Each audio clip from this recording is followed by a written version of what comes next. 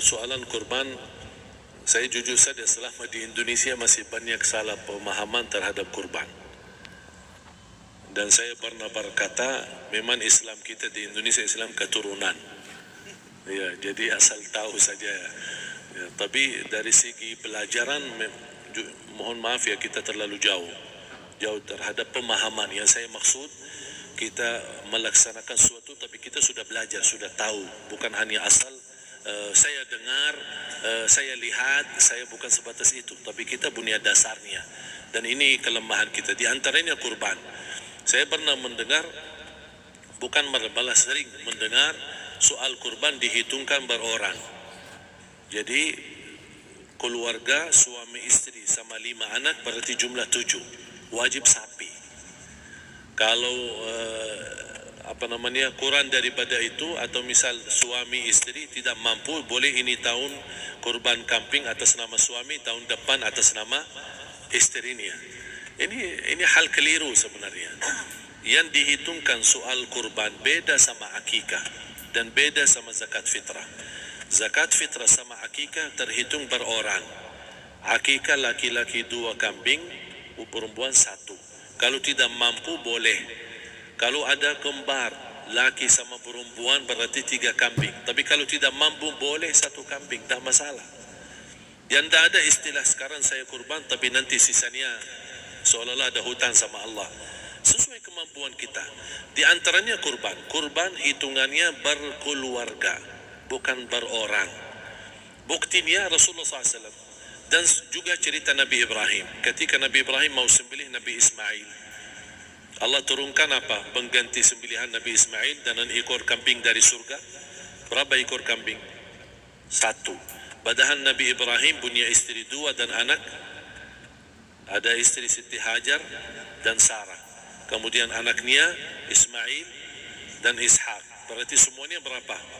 5. Kenapa Allah tidak turunkan 5 ekor kambing? Karena hitungannya memang 1 keluarga. Yang kedua, Rasul sendiri sembelih 2 kambing. Pertama, Bismillah atas nama Muhammad dan keluarga Nabi Muhammad. Padahal kita tahu keluarga Nabi Muhammad SAW termasuk keluarga besar. 11 istri, belum lagi anaknya, laki-laki sama perempuan. Ada yang hidup maupun sudah mati, sudah termasuk semua. Yang hidup maupun mati. Yang kedua, Rasul sembelihan yang kedua atas namaku dan umatku. Umat ini berapa miliar? Cuma 1 ekor kambing. Kenapa Rasulullah SAW berkurban atas nama dirinya dan umatnya? Saya mengambil salah satu di sini tanda sayangnya Rasul kepada umatnya. Jadi saya selalu berkata, orang miskin yang tidak mampu berkurban seharusnya bangga di hari kurban, karena Rasul sudah kurbankan duluan atas nama dia. Jadi terima kasih ya Rasulullah, ingatkan kita. Yang kita tidak mampu, Rasul sudah. Bahkan kalau Rasul sudah kurban atas nama umatnya yang tidak mampu, berarti sudah terkabul. Kita aja belum tahu kabul atau tidak kalau kita berkurban. Tapi kalau Rasul sudah terjamin makbul. Oleh sebab itu, hitungan kurban itu adalah 1 keluarga. Misal, bapa punya istri, punya anak. Itu kalau mampu sapi silahkan. Mampu 1000 sapi silahkan. Kalau soal kemampuan tidak ada masalah. Tapi kalau soal kewajiban, tidak ada wajib lebih daripada 1 ekor kambing. 1 ekor kambing. Misal, kalau bapa punya istri 4. Misal. Cuman ini misal.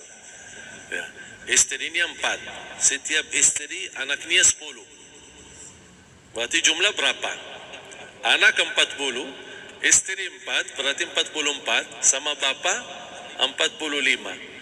Wajib 1 ekor kambing saja. Cukup untuk semua ini. Tapi kalau soal mampu, ya silahkan. Mau 1000 kambing boleh, mau 1000 sapi boleh. Tidak ada yang melarang kalau soal kemampuan. Dan kalau kita mau sembelih, Bismillah atas namaku dan keluarga. Tidak perlu bawa data-data nama keluarga. Jadi disebutkan tukang sembelihnya ada capek menunggu sambil sebutkan nama-nama. Tidak perlu.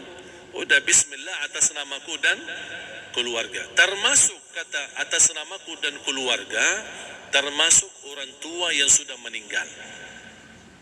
Termasuk orang tua yang sudah, karena kita adalah hasil daripada orang tua. Itu sudah termasuk, tidak perlu kita sebutkan.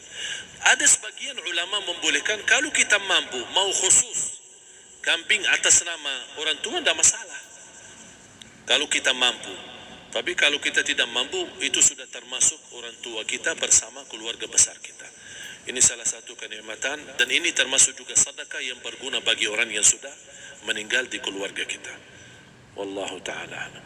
Dan juga masalah panitia, bisa kita mewakili. Kalau kita tidak mengerti sembelihannya dan tidak mengerti cara bagiannya. Tapi ada satu sunnah yang termasuk kehilangan sunnah ini, adalah banyak yang tidak mau makan dari hasil kurban. Padahal itu sunnah Rasul.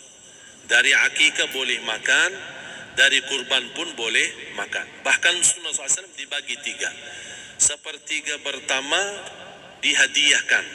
Maksudnya kata dihadiahkan kepada orang kaya.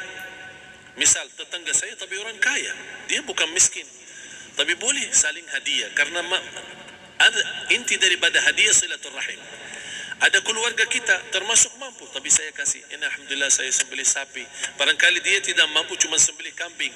Udah, kita dapat daging kambing, dia dapat daging sapi. Tapi dengan niat hadiah, bukan sedekah. Karena dia bukan orang miskin yang menerima sedekah. Yang sepertiga yang kedua adalah sedekah. Sedekah itu termasuk orang miskin. Yang ketiga, kita makan sendiri. Bahkan Rasulullah SAW selepas Idul Adha, beda sama Idul Fitri. Sebelum Idul Fitri dia makan kurma, meyakinkan batalan puasa. Tapi kalau Idul Adha tidak makan dan minum sebelum salat, kenapa? Bukan berarti tidak boleh. Tapi Rasulullah SAW ingin pertama pembukaannya, buka sarapannya atau makan di pagi harinya selepas Idul Adha adalah dari hasil sembelihan kambing itu atau dari kurban. Jadi kita sebagian sedikit. Tapi kalau kita merasa alhamdulillah rezeki saya banyak di rumah, alhamdulillah banyak ada makanan, mau sedekahin semuanya, semua mau sedekahin, tidak masalah. Tapi yang saya maksud, kenapa tidak kita sekali-kali hidupkan sunnah Rasul? Jadi sebagian, walaupun ada sebagian sedikit lah, buat istilahnya sama sedikit porsi nasi atau apa, karena kita berhak sebagai kita kurbankan lillahi ta'ala, kita berhak menikmati kurban ini yang lillahi ta'ala supaya kita mendapatkan keberkahannya, bukan hanya orang lain. Terus yang kedua ada masalah pembayaran. Kalau kita wakili panitia, boleh kita pesan sama panitia, tolong sedikit dari kurban saya minta buat saya makan. Itu tidak masalah, kita boleh minta. Dan boleh kita wakili, tapi kita tolong ingatkan, tidak boleh pembayaran hasil sembelihan itu dari kulitnya. Ini menjadi salah satu persoalan di Indonesia. Banyak tukang sembelih datang, ketika kita tawarkan untuk sembelih ini, berapa Pak? Oh, tidak apa-apa, kasih aja kulitnya sama kepalanya. Jangan Anda setuju, jangan Anda terima. Oh maaf, saya tidak bisa. Bapak berapa ongkos sembelihannya? Kita harus sepakat dulu.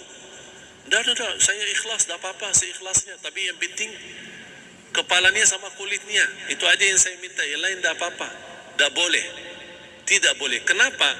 Karena ini kurban. Kata kurban berarti lillahi ta'ala, bukan untuk jual beli. Kalau kita sudah bayar dari bagian kurban, berarti bukan lillahi ta'ala. Harus kita jaga amalan itu. Tapi bagaimana cara jalan keluarnya? Kita harus sepakat, ijab kabul. Sepakat dulu, Pak, saya udah begini, saya kasih untuk sembelihan 50.000. Bapak setuju? Ya udah setuju. Selesai kan? Sudah sembelih, sudah potong, sudah semua. Lepas ini semua, kita kasih ongkos 50.000 ongkos sembelihannya. Habis itu, Pak, kulitnya sama kepala hadiah buat Bapak. Itu dah apa-apa, dah masalah. Tapi bukan untuk bayar sembelihan. Faham maksud saya? Harus dibedakan supaya jangan sampai amalan kita kurban habis biaya, habis ini malah tidak diterima karena sudah kita bayar sebagian daripada kurban. Saya silahkan bayar apa yang kita sepakati, mau hadiahkan kepada dia karena kita tidak bisa guna. Buat apa yang kita mau gunain kulitnya, tidak bisa. Tapi mereka buat mereka lebih berguna, oleh karena itu kita bisa hadiahkan untuk mereka. Bahkan kita bisa juga kasih daging untuk mereka bisa menikmati sebagai sedekah. Wallahu taala alam.